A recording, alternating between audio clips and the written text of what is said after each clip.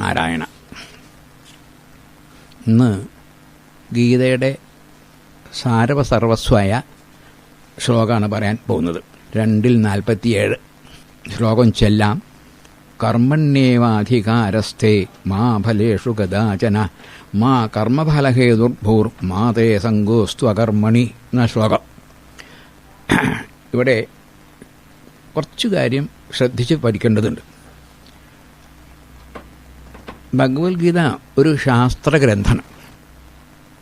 അപ്പം അതിൻ്റെ പ്രധാനപ്പെട്ട 3 സിദ്ധാന്തങ്ങളുണ്ട്. ഒന്നാമത്തെ സിദ്ധാന്തം ശരീരി എന്ന് അവിടെ വാക്ക് പറഞ്ഞിട്ടുള്ളത് ആത്മാവെന്ന അർത്ഥം, പരമാത്മാവക. ആ ശരീരി പൂർണ്ണമാണ്. അതല്ലാതെ അവിടെ യാതൊന്നുമില്ല ശരീരം അല്ലാണ്ട്. അപ്പോൾ അതിന് ജനന മരണമൊന്നും ഉണ്ടാവാൻ വയ്യ പൂർണ്ണത്തിന്. പിന്നുള്ളത് ജീവന. ജീവന് അത് ഒരു സങ്കല്പമാണ്. ജീവൻ എന്നുള്ളത് വാസ്തവത്തിൽ ആ സങ്കല്പം ഉള്ളതല്ല. ആ സങ്കല്പം ഇല്ലാണ്ടാക്കാൻ പറ്റും. അതിന് പുനർജന്മം ഉണ്ടാവും സങ്കല്പമാകുമ്പോൾ. മൂന്നാമത്തെ കാര്യം, അപ്പോൾ ഈ രണ്ടും നമ്മൾ അംഗീകരിച്ചാൽ വാസ്തവത്തിൽ പിന്നെ ഇവിടെ ഒരു വ്യാവഹാരിക ജീവിതത്തിന് സ്ഥാനമില്ല പൂർണ്ണതയിൽ. അപ്പം അത് പോരല്ലോ. അപ്പം നമുക്ക് വ്യാവഹാരിക ജീവിതത്തിലെ ഇതൊക്കെ ആവശ്യം.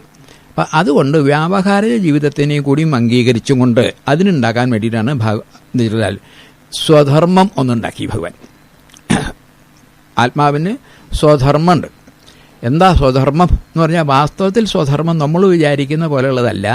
ഞാൻ ഈ ശരീരമല്ല, ആത്മാവാണ് എന്ന അറിയലാണ് സ്വധർമ്മം ഈ ജീവൻ്റെ. ഇപ്പോൾ അതിന് തടസ്സം വരുന്നത് എവിടെയാ എന്ന് ചോദിക്കുകയാണ്. അപ്പോൾ അത് മാറ്റാൻ ആത്മാവ് പൂർണ്ണനാണ് എന്ന് വന്നാൽ വ്യവഹാരം വയ്യ, പൂർണ്ണതയിൽ വ്യവഹാരം വയ്യ. കാരണം അത് നിരപേക്ഷമാണ്, പൂർണ്ണമാണ്, അനന്താണ് എന്നുണ്ടല്ലോ. അപ്പോൾ സാധിക്കില്ല. നമുക്കിവിടെ ജീവിതത്തിൽ ഇപ്പം ഞാൻ നിങ്ങൾക്ക് പറഞ്ഞു വരുമ്പോൾ നിങ്ങൾ വേണം, ഞാൻ ഉണ്ടാവണം ഒക്കെ വേണമല്ലോ. അപ്പം എന്താ വിഷമം വരുന്നത് വെച്ചാൽ, സങ്കല്പമാണ് പ്രധാനമായിട്ട് വരുന്നത്. ഈ ആത്മാവ് അല്ലെങ്കിൽ ശരീരം തന്നെ എടുക്കുക, ശരീരം നിന്ന് എടുക്കുക നല്ലത്. ഇവിടെ അങ്ങനെയാണല്ലോ പറഞ്ഞിട്ടുള്ളത്. ആ ശരീരിയിൽ ആരോപണം വരിക, സങ്കല്പിക്കുക. അപ്പോൾ പണം എന്നുള്ള ഒന്നിനെ, അത് ജഡാണ്, അതിനെ ഈ ശരീരിയിൽ ആരോപിച്ചാൽ അപ്പം ഞാൻ പണക്കാരൻ എന്നാവും. അഹങ്കാരം, പണക്കാരൻ. ഞാൻ പാണ്ഡിത്യത്തെ എന്നിൽ ആരോപിച്ചാൽ ഞാൻ പണ്ഡിതനാവും, അല്ലേ? ബ്രാഹ്മണ്യത്വം എന്നിൽ ചോദിച്ചാൽ ഞാൻ ബ്രാഹ്മണനാവും. ഇന്ത്യക്കാരനെന്ന് ചോദിച്ചാൽ ഞാൻ ഇന്ത്യക്കാരനാവും. ഇതൊക്കെ ആരോപണമാണ്, വാസ്തവത്തിലില്ല. പക്ഷേ ഇതിന് പേര് അഹന്ത. ഇത് വയ്യ. ഇനി രണ്ടാമെന്നുള്ളത്, ഈ ശരീരിയെ മറ്റേപുറത്ത് കൊണ്ടിട്ട് ആരോപിക്കുക, പണത്തിലെ. മറ്റത് പണം ശരീരിക്കുക. ഇപ്പം ശരീരിയെ പണത്തിലേക്ക്. അപ്പം വരുമ്പോൾ അതെൻ്റെ പണം, അതെൻ്റെ വിദ്യ, അതെൻ്റെ കുടുംബം, അതെൻ്റെ രാജ്യം. ഇങ്ങനെ 2 തരത്തിലേ സങ്കല്പിക്കാൻ വയ്ക്കൂ. ഒന്നുകിൽ ശരീരത്തിൽ ഇങ്ങോട്ട് വയ്ക്കുക, അപ്പോൾ അഹന്ത, അങ്ങോട്ട് വെച്ചാൽ മമത. ഇത് രണ്ടും ഉണ്ടെങ്കിൽ വന്നാൽ നമ്മുടെ തത്വസംഹിത തെറ്റിപ്പോവും. കാരണം പൂർണ്ണനല്ലാണ്ടാവുമല്ലോ, 2 ഉണ്ടല്ലോ. അപ്പോൾ ഇതിനെ രണ്ടിനെയും അകറ്റിയാൽ വ്യവഹാരം ചെയ്താലും തത്വസംഹിതയ്ക്ക് യാതൊരു കുഴപ്പവും ഉണ്ടാവില്ല എന്ന് കാണിക്കാനാണ് ഈ ശ്ലോകം വരുന്നത്. കർമ്മണ്യേവാധികാരസ്ഥേ മാ ഫലേഷു ഗദാചന മാ കർമ്മഫലഹേതുർഭൂർ മാ തേ സങ്കോസ്തു അകർമ്മണി.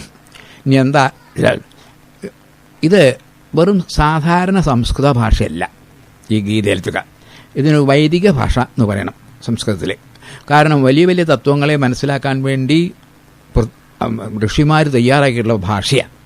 അപ്പോൾ അതുകൊണ്ട് ഭാഷ പരിചയമില്ലാത്തതുകൊണ്ട് പലരും ഇതിനെ തെറ്റിദ്ധരിച്ച് പറഞ്ഞിട്ടുണ്ട്. ഒരു വങ്കത്വം എന്ന് പറയട്ടെ പറഞ്ഞ കൂട്ടർ, അവർക്കിതൊന്നും ഗീതയൊന്നും പരിചയമില്ല, ശരീരയെ പറ്റി അറിയില്ല, ആത്മാവിനെ പറ്റിയൊന്നും അറിയില്ല. ഈ നിത്യജീവിതത്തിലുള്ള വിഷമം മാത്രമേ ഉള്ളൂ. അവരെന്ത് പറഞ്ഞു അറിയോ? കണ്ടു ഗീതയിൽ പറയണത്, കർമ്മം ചെയ്യാനേ അധികാരമുള്ളൂ, ഫലത്തിന് അവകാശമില്ല. അവരൊക്കെ ക്യാപിറ്റലിസ്റ്റാന്നാ, പണക്കാരുടെ പുസ്തകമാണ് ഇതൊക്കെ. നിങ്ങളൊക്കെ പണി ചെയ്തോളൂ, അതിൻ്റെ ലാഭമൊക്കെ ഞങ്ങൾക്ക് വേണമെന്ന് പറയാൻ വേണ്ടിയിട്ടുണ്ടാക്കിയതാ ഗീത എന്ന് പറഞ്ഞാൽ അവർക്കൊന്നും അറിയില്ല. ശരിക്കും വങ്കന്മാർ തന്നെ പറയണം. ഇതിൻ്റെ അർത്ഥം ഒന്ന് മനസ്സിലാവേണ്ടി. ഇനി എന്താ അപ്പം നമ്മളങ്ങനെ വങ്കനാവാൻ പാടില്ലല്ലോ, നമുക്ക് കാര്യം മനസ്സിലാവണ്ടേ. അതെന്താ അതിൻ്റെ അർത്ഥം എന്ന് പറയുമ്പോൾ കുറച്ച് മനസ്സിലാവും. കർമ്മണി ഏവ അധികാര എന്ന വാക്ക്. അധികാരം എന്ന് കേട്ടാൽ ഒരു മലയാളിക്ക് സാധാരണ എൻ്റെ അവകാശം ഇല്ല. ഇതില്ലാണ്ടേ പറഞ്ഞത്.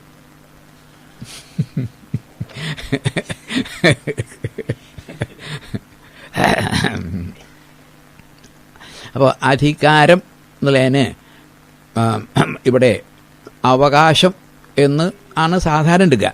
ഞാൻ അവിടെ ഒരു ബുദ്ധിമുട്ട്. സംസ്കൃതത്തിൽ അവകാശം എന്നുള്ളതിന് ഒഴിവ് എന്ന അർത്ഥം, അല്ലാണ്ട് എൻ്റെ അധികാരം എന്ന വാക്കിന് മറ്റൊരർത്ഥമില്ല.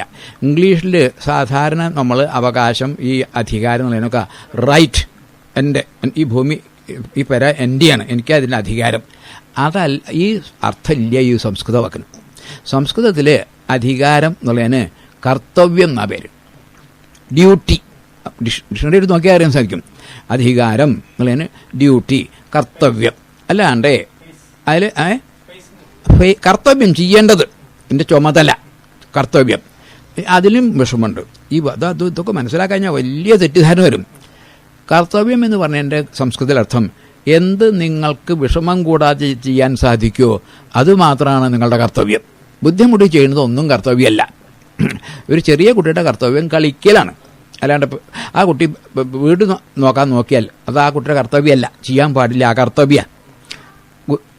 അച്ഛൻ്റെയും അമ്മയുടെയും കർത്തവ്യം കുട്ടികളെ നോക്കില്ല, അവർക്ക് കഴിയുമല്ലോ. അപ്പോൾ കഴിയുന്നത് മാത്രമേ കർത്തവ്യമുള്ളൂ. എനിക്ക് ചെയ്യാൻ പറ്റാത്ത ഒരു കാര്യം ചെയ്യണമെന്ന് ഗീത പറയണേ ഇല്ല. നിങ്ങൾക്ക് സാധിക്കുന്ന അതുകൊണ്ട് ചെയ്യേണ്ടത്, അതാണ് കർത്തവ്യം. അപ്പോൾ കർമ്മണി ഏവ അധികാരം, എൻ്റെ കർത്തവ്യം കർമ്മം ചെയ്യണതല്ലേ ഉള്ളൂ. കാരണം ഫലം എന്താ വരെ നോക്കും ശരിയ, ഫലം ഇല്ല എന്നല്ല, ഫലത്തിൽ നിനക്ക് കർത്തവ്യമില്ല. മാ ഫലേഷു ഗതാജന എന്ന വാക്ക്, അവിടെ ഒരു പ്രശ്നം. സംസ്കൃതത്തിൽ ന എന്ന് പറഞ്ഞാൽ ഇല്ല എന്നും മാ എന്ന് പറഞ്ഞാൽ അരുത് എന്നും അർത്ഥം. അപ്പോൾ ഭഗവാൻ ഇവിടെ നിനക്ക് കർമ്മം ചെയ്യുന്നത് മാത്രമേ നിൻ്റെ കർത്തവ്യമുള്ളൂ, അതിൻ്റെ ഫലത്തിൽ നിനക്ക് കർത്തവ്യമില്ല. അതിന് ഫലമില്ല എന്നല്ല, എന്നല്ല, അതിൽ ഫലത്തിന് നിനക്ക് അർഹത ഉണ്ടായാൽ നിനക്ക് ഈ പറഞ്ഞ് നമ്മുടെ സിദ്ധാന്തം തെറ്റും.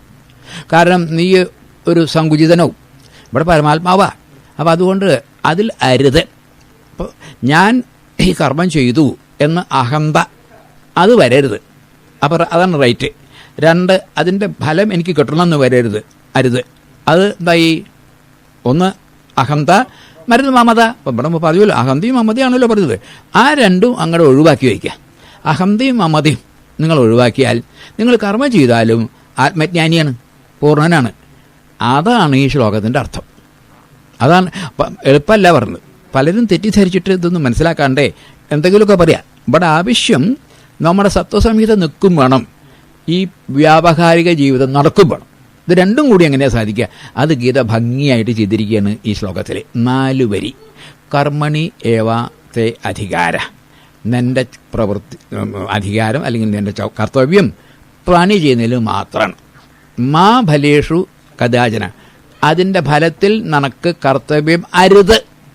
ഫലമില്ല എന്ന് പറഞ്ഞിട്ടില്ല. അങ്ങനെയാണെങ്കിൽ ഇതൊക്കെ തെറ്റില്ലേ? ഇതൊരു എത്ര മഹത്തായ ശാസ്ത്രഗ്രന്ഥ, ഇതൊന്നും മനസ്സിലാക്കാണ്ട് പലരും വിട്ടിച്ച് തന്നെ പറയാം. ഇത് പറയട്ടെ, നമുക്കതിൽ അരുത്. മാ ഫലേഷു കഥാൻ, ആ മാ ഫലേഷു കഥാചന ഉള്ളതിൽ എന്ത് ചെയ്തു? അവിടെ ഭോക്തൃത്വം രണ്ടാമത് പറഞ്ഞല്ലോ, എനിക്കിത് കിട്ടണമെന്ന് തോന്നണമല്ലോ, അതങ്ങോട്ട് ഇല്ലാണ്ടേക്കും. പിന്നെ പറഞ്ഞു മാ ഫലേഷു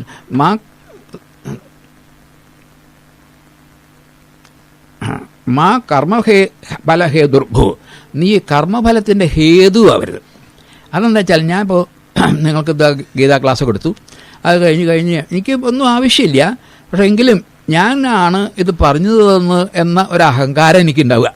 അത് ഞാൻ കാരണമാണ്, അത് നിങ്ങൾ സമ്മതിക്കില്ലായിരിക്കുക. അപ്പം എനിക്ക് ലേശം വിഷമം വരും. അത് വരരുത്. കാരണം ഇവിടെ പൂർണ്ണമാണ്, മറ്റൊന്നുമില്ല. അപ്പം ഞാനും കാരണമാണ് നിങ്ങൾക്ക് ഗീത പഠിക്കാൻ സാധിച്ചത് എന്ന ഒരു അഹങ്കാരം ഉണ്ടല്ലോ, അത് വരരുത്.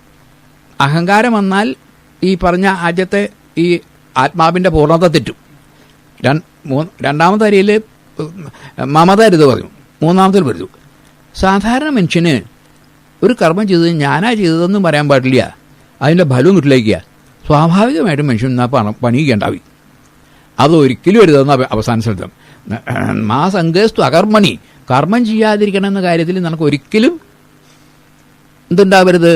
ആഗ്രഹം ഉണ്ടാവരുത്. കാരണം കർമ്മം ചെയ്യാതെ ഇവിടെ ഇരിക്കുകയേ. ജനിച്ചാൽ മരിക്കണ വരെ കർമ്മം ചെയ്തേ പറ്റൂ. അപ്പോൾ നിങ്ങൾ പറ്റില്ല എന്ന് പറഞ്ഞൊരു കാര്യം ചെയ്തുകൊണ്ടിരിക്കും. ആ ചെയ്യുന്നത് ഇങ്ങനെ വേണം ചെയ്യാൻ. ഇങ്ങനെ ചെയ്താൽ ഇപ്പം നിങ്ങളെന്തായി? ആദ്യം പറഞ്ഞത് നമ്മുടെ തത്വസംഹിത ശരിയായി, വ്യാവഹാരിക ജീവിതവും ശരിയായി. ഇത് രണ്ടും സാധിക്കും. ഇത്രയും മഹത്ത്. അതുകൊണ്ടാണ് ആ കാര്യം നമുക്ക് മനസ്സിലായി. ഒന്നാമത്തേൽ എന്തു പറയുന്നു? കർമ്മണി ഏവ അധികാര, അത് തത്വസംഹിത. രണ്ട്, മാ ഫലേഷു ഗദാചന, അതിൽ ഫലത്തിൽ നിനക്ക് ആഗ്രഹം വരരുത്. ആഗ്രഹം ഫലമില്ലാതല്ല, അത് മമത കളഞ്ഞു. പിന്നെ മാ കർമ്മഫല ഹേതുർഭു, ആ കർമ്മത്തിൻ്റെ ഹേതു ഞാനാണ് എന്ന അഹന്ത, അതും വരരുത്. ഇത് രണ്ടും ഇല്ലെങ്കിൽ ഞാൻ ചെയ്യണില്ല, അത് ഒരിക്കലും വരരുത്. അങ്ങനെ 4 കാര്യങ്ങൾ വളരെ ഭംഗിയായിട്ട് ശ്രദ്ധിച്ചാൽ നമുക്ക് മനസ്സിലാവും. ഈ കാര്യങ്ങളൊക്കെ ബുദ്ധിയുള്ളവർക്കൊക്കെ മനസ്സിലാവും.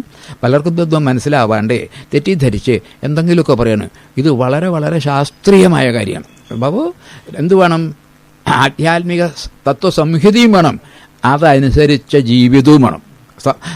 ജീവിതം മാത്രമേ ഉള്ളൂ എന്ന് പറഞ്ഞാൽ തത്വസംഹിത തെറ്റും. തത്വസംഹിതം മാത്രമേ ഉള്ളൂ പറഞ്ഞാൽ ജീവിതം ഉണ്ടാവില്ല.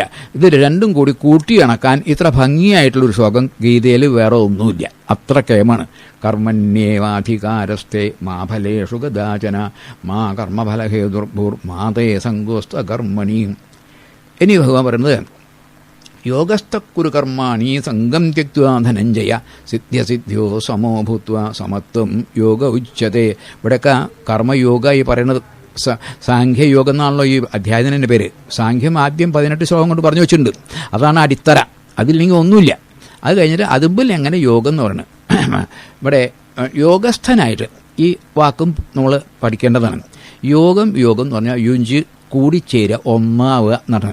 അങ്ങനെ യോഗസ്ഥനായിട്ട് കുരു കർമ്മത്വം എങ്ങനെയായി ഒന്നിച്ച് ചേർന്നിട്ട്, അതായത് ആത്മാവും ശരീരവും ഒന്നാണെന്ന് അറിഞ്ഞിട്ട്.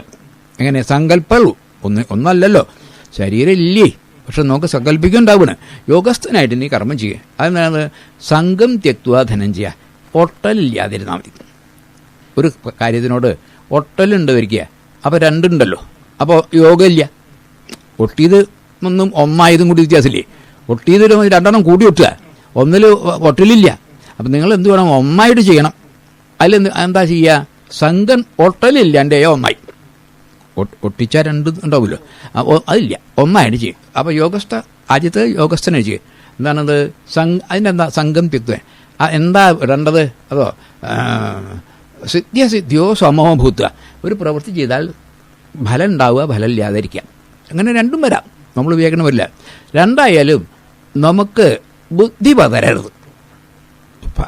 ഈ പല പരിതസ്ഥിതിയുടെ ഇടയിലാണ് പ്രവർത്തനം ചെയ്യുന്നത്. എല്ലാം നമ്മൾ വിചാരിച്ച പോലും നല്ല ഫലം കിട്ടിക്കൊള്ളണമെന്ന് വിചാരിക്കാൻ നമുക്ക് സാധിക്കില്ല. അപ്പം എന്ത് ചെയ്യണം? ബുദ്ധി പതരരുത്. ആ ബുദ്ധി എപ്പോഴും സമത്വ ബുദ്ധി. അത് സാധിച്ചാൽ പിന്നെ നിങ്ങൾക്ക് എന്തുണ്ട്? ശാന്തി, സമാധാനം. നമുക്ക് ആവശ്യം സുഖമൊന്നുമല്ല, ശാന്തിയും സമാധാനവും സംതൃപ്തി, ഇതൊക്കെ വാക്ക്. അത് സാധിക്കണമെങ്കിൽ ബുദ്ധി പതറാജാ മതി. ബുദ്ധി ഉറപ്പ് നിന്നാൽ പിന്നെ മനസ്സിന് തോന്നിവാസമൊന്നും കാണിക്കാൻ പറ്റില്ല. അവിടെ ഇരിക്കാൻ പറയും മനസ്സിനോട്. ബുദ്ധിയാണല്ലോ മേലുള്ള ആൾ. ആ ബുദ്ധി അത്രയും കൃത്യമായിട്ട് നിന്ന് കഴിഞ്ഞാൽ ഇതൊക്കെ പരിഭ്രമം ഉണ്ടാവും. അപ്പോൾ യോഗസ്ഥ കുരു കർമാണി ആദ്യം. അതിൻ്റെ എന്താ പറയണു?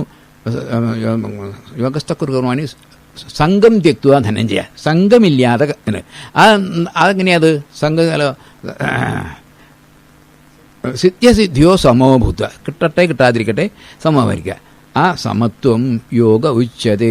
ഈ സമത്വം ഉണ്ടല്ലോ, ആരുടെ? മനസ്സിൻ്റെ അല്ലെങ്കിൽ അന്ധകരണത്തിൻ്റെ എന്ന് പറയൂ. കാരണം മനസ്സും ബുദ്ധിയും അഹങ്കാരവും ഒക്കെ കൂടിയിട്ട് ഒന്നില്ല വരിക. അത് ചെറിയ വ്യത്യാസമുള്ളൂ. നമ്മൾ മനസ്സിൻ്റെ ഒന്ന് എടുക്കണുള്ളൂ. ഇപ്പോൾ കാരണം അവിടെയാണ് എപ്പോഴും ഇങ്ങനെ ഈ 2, 3 ഒക്കെ തോന്നിക്കുന്നത് മനസ്സാണ്. ബുദ്ധിക്ക് കുറച്ചുകൂടി ഏകാഗ്രത ഉണ്ട്, അതിലുണ്ട്. എങ്കിൽ അവ 3 കൂട്ടിയിട്ടേ നമ്മൾ പറയണു. അതെന്ത് വേണം? സമത്വം യോഗ ഉച്യത്തെ. സമത്വമുണ്ടല്ലോ, ആ തമ്മിൽ വ്യത്യാസമില്ലാത്ത തോന്നൽ. 2 ഉണ്ടായാലല്ലേ സമത്വമുള്ളൂ. ഒന്ന് മാത്രമാണ് ഈ സമത്വത്തിൻ്റെ പ്രശ്നമില്ല, അതിൽ മാത്രമേ ഉള്ളൂ.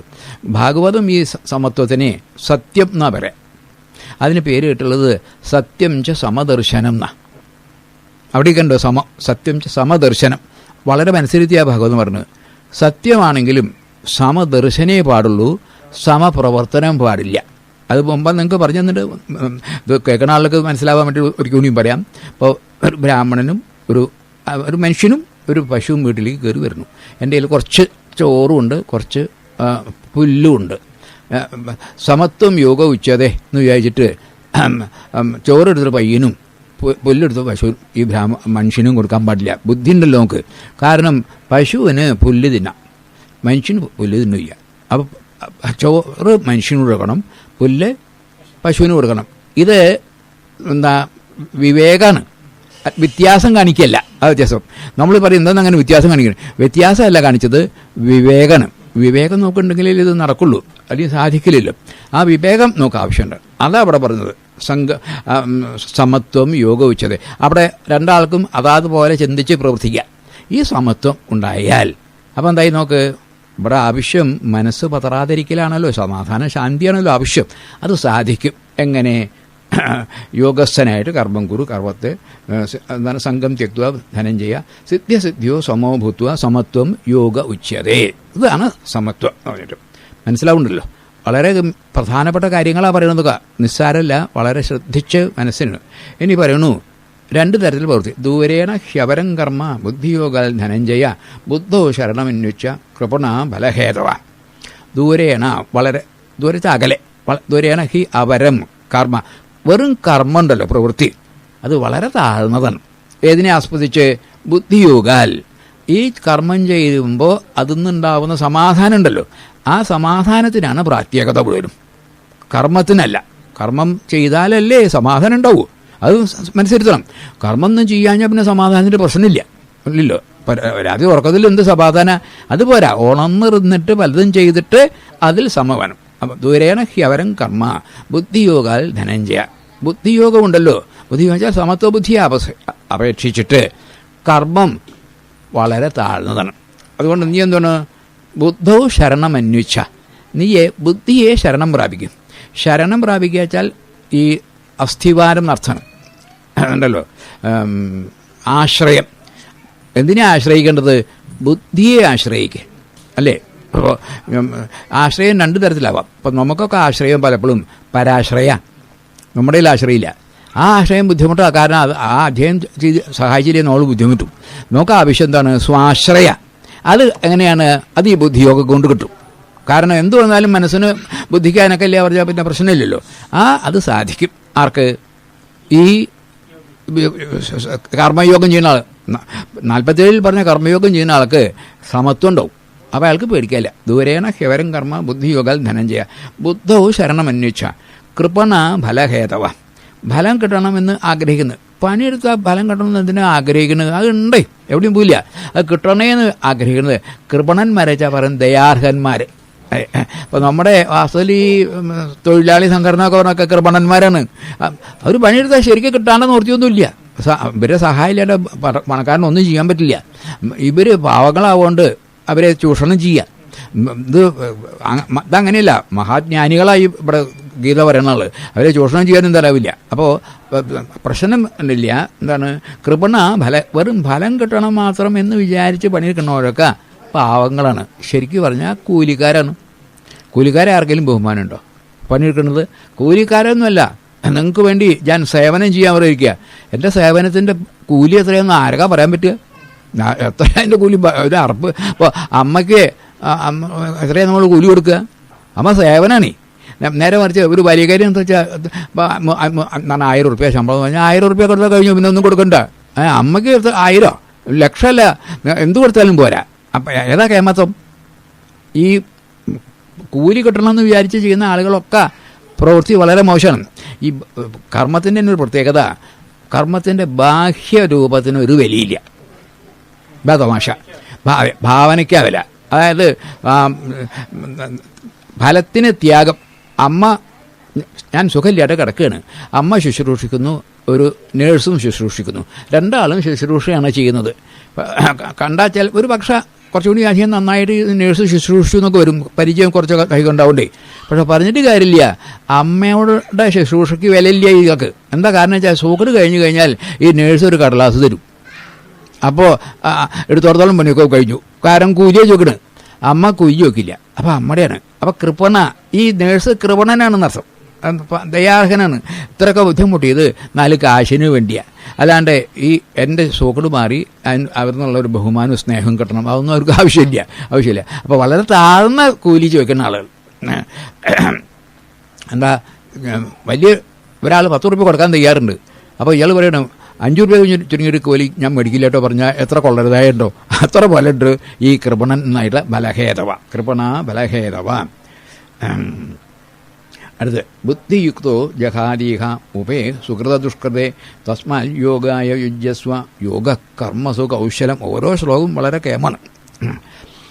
ബുദ്ധിയുക്തോ, ബുദ്ധിയോടുകൂടി ചേർന്നിട്ട്. ബുദ്ധിച്ചാൽ സമത്വ ബുദ്ധി നിൽക്കണം. എപ്പോഴും ബുദ്ധി എന്ന് പറയുമ്പോൾ സമത്വ ബുദ്ധി. ബുദ്ധിയുക്തോ ജഹാദി ഇഹ, ഇവിടെ ജഹാദി കൊല്ലും. ബുദ്ധിയുക്തോ ജഹാദി, അതായത് ഉഭവും സുഹൃത ദുഷ്കൃതോ, സുഹൃതവും ദുഷ്കൃതവും, അതായത് ദ്വന്ദ്വഭാവന അതങ്ങോട്ട് ഇല്ലാണ്ടേ. കാരണം ഇവിടെ സമത്വഭാവനയുള്ളത്. സമത്വഭാവനയിൽ ദ്വന്ദ്വഭാവനയല്ലോ. ബുദ്ധിയുക്തോ ജഹാദിഹ ഉഭവും സുഹൃത ദുഷ്കൃതേ തസ്മാൽ യോഗായ യുജ്യസ്വ. അതുകൊണ്ട് നെയ്യ് എന്തിനാ പണിയെടുക്കേണ്ടത്? യോഗായ, യോഗത്തിന് വെച്ചാൽ ഒന്നിക്കാൻ. യോഗ കർമ്മസു കൗശലം. ഒരു കർമ്മം ചെയ്യുന്നതിൻ്റെ കൗശലം യോഗമാണ് എന്നങ്ങനെ പറഞ്ഞിരിക്കുന്നത്. അവിടെ ഒരു അപകടം വരാൻ ന്യായമുണ്ട്, അറിയാൻ ഞാൻ. എന്താ വെച്ചാൽ കർമ്മസു കൗശലം, കർമ്മം ചെയ്യലേൻ്റെ കൗശലം, കർമ്മം ചെയ്യാനുള്ള കേമത്വം യോഗമാണെന്നാണ് പറയേണ്ടത്. നേരെ മറിച്ച് യോഗം എന്ന് പറയുന്നത് കർമ്മം വേണ്ട മാതിരി ചെയ്യലാണ് എന്ന് പറഞ്ഞാൽ വളരെ വ്യത്യാസം വന്നു. എന്താ വ്യത്യാസം എന്ന് പറയാം. ഇപ്പോൾ യോഗം എന്ന് പറയുന്നത് അല്ലെങ്കിൽ സമത്വം എന്ന് പറയുന്നത് കർമ്മം വേണ്ട പോലെ ചെയ്യുകയാണ് എന്ന് പറഞ്ഞാൽ അത്യന്തം അപകടം വരും. കാരണം ഒരു കള്ളൻ ആരും അറിയാണ്ട് ഇങ്ങോട്ട് കട്ടാൽ അത് യോഗ എന്ന് പറയേണ്ടി വരും. കാരണം കർമ്മസു കൗശലം, കർമ്മം വേണ്ട പോലെ ചെയ്യുന്നതിൻ്റെ പേരായ യോഗം എന്ന് പറഞ്ഞാൽ അവൻ ഒരു മനുഷ്യനെ അറിയാണ്ട് കട്ടു, യോഗിയാണ് ഈ കർമ്മം എന്ന് പറയേണ്ടി വരും. അത്യന്തം അപകടം. അങ്ങനെയല്ല, അത് വരില്ലല്ലോ ഇവിടെ. ഇവിടെ എന്താണ്? കർമ്മം ചെയ്യുന്നതല്ലേ, യോഗമാണ് കൗശലത. കർമ്മം എങ്ങനെ ചെയ്താലും സമത്വബുദ്ധി ഉണ്ടാവില്ലാണ് കൗശലം. കർമ്മത്തിൻ്റെ കൗശലം എന്താണത്? സമത്വബുദ്ധിയാണ്. അല്ലാതെ കർമ്മം ചെയ്യണേനെ കൗശലതല്ല. കേട്ടാൻ അങ്ങനെ തോന്നി. എന്താണ് യോഗ കർമ്മസു കൗശലം എന്നാ ഈ ശ്ലോകം ഇവിടെ. ഇതാണ് ഈ സംസ്കൃതമൊന്നും പരിചയമില്ലാണ്ട് പഠിക്കാൻ അത്യന്തം അബദ്ധം ഉണ്ടാക്കി പോയ ആളുകളാണ്. അപ്പോൾ എന്ത് പണിയും എന്താ ചെയ്താൽ മതി, നേരെ ചെയ്തിട്ട് അതിൽ ന്യായവും മര്യാദയും സത്യമൊന്നും നോക്കണ്ട, വേണ്ട, അതിൽ ലാഭം കണ്ട് കിട്ടിയാൽ അത് യോഗമാണെന്ന് പറയും. അങ്ങനെയാ വയ്യ, ഒരിക്കലും വരില്ല. എന്തിലേ ഉള്ളൂ? എന്താ വേണ്ടത് ഇവിടെ? അതെ, എന്ത് കർമ്മം ചെയ്താലും. അപ്പം ചിലർ വേണമെങ്കിൽ ചോദിക്കാം, വേണ്ടിയിട്ടാണ് എങ്ങനെയാ കിട്ടട്ടെ കിട്ടണ്ട എന്ന് വിചാരിച്ചിട്ട് ഒരാൾ കക്കുകയാണെങ്കിലോ എന്ന് ചോദിച്ചാൽ അയാൾക്ക് വിവരില്ലാണ്. ഒരിക്കലും കക്കണ ആൾ കിട്ടിയാൽ കിട്ടട്ടെ വെച്ചിട്ട് കക്കാൻ വരില്ല. ബുദ്ധികൾ മാത്രമേ ഇങ്ങനെ ഒരു വർത്തമാനം പറയുള്ളൂ. അവൻ കിട്ടാൻ വേണ്ടി മാത്രമാണ് വരുന്നത്. അല്ലാണ്ട് കിട്ടിയാൽ കിട്ടട്ടെ കിട്ടാണ്ടിരിക്കേണ്ട പറഞ്ഞാൽ എന്നാൽ പിന്നെ അവന് കക്കാൻ വരണം. അർത്ഥമില്ലാത്ത ചോദ്യമാണ്. അതെ, അതായത് കർമ്മഫലത്യാഗം ചെയ്യണമെങ്കിൽ ഈ ജ്ഞാനിക്ക് മാത്രമേ സാധിക്കൂ. മറ്റവർക്ക് കർമ്മഫലം ത്യാഗം, നമ്മളൊക്കെ ഒരു ഉദ്ദേശം വെച്ചാൽ കർമ്മം ചെയ്യണം. അപ്പോൾ ആ ഉദ്ദേശം വേണ്ട പറഞ്ഞാൽ ഇങ്ങനെ കർമ്മം ചെയ്യുക, അയാൾ കർമ്മം ചെയ്യില്ല. മഹാത്മാക്കൾക്ക് മാത്രമേ എന്തുള്ളൂ? സേവനം മതി എന്ന് ചോദിക്കുന്നത്. അവിടെയാണ് എന്ത് നല്ല കർമ്മം. അതാണ് ഇവിടെ പറഞ്ഞത്. അതാണ് കൗശലം. കർമ്മസു കൗശലം. കർമ്മജം ബുദ്ധിയുക്താഹി ഫലം ത്യക്വാ മനീഷിണ ജന്മബന്ധ വിനിർമുക്ത പദം ഗച്ഛന്തി അനാമയം. കർമ്മജം ബുദ്ധിയോടുകൂടി ചേർന്നിട്ടുള്ള കർമ്മത്തെ ഫലം ത്യക്വാ മനീഷിണ. ഈ പറഞ്ഞത് തന്നെ വീണ്ടും വീണ്ടും ഫലം തെക്കുക എന്നേ ഉള്ളൂ. ഫലം ഉപേക്ഷിച്ചിട്ടെന്നാ, ഫലം ഇല്ലാഞ്ഞിട്ടെന്ന് എടുക്കരുത് ഒരിക്കലും. ഗീത അല്ലെങ്കിൽ തെറ്റിപ്പോവും. ഒരു പണിയെടുത്തൊരു ഫലമൊന്നും ഉണ്ടായില്ല വെച്ചാൽ അയാൾ എന്ത് പണിയെടുക്കണം? ഗീതയുടെ പണിയെടുക്കുമ്പോൾ അതിൻ്റെ ഏറ്റവും മികച്ച ഫലം ഉണ്ടാവണം.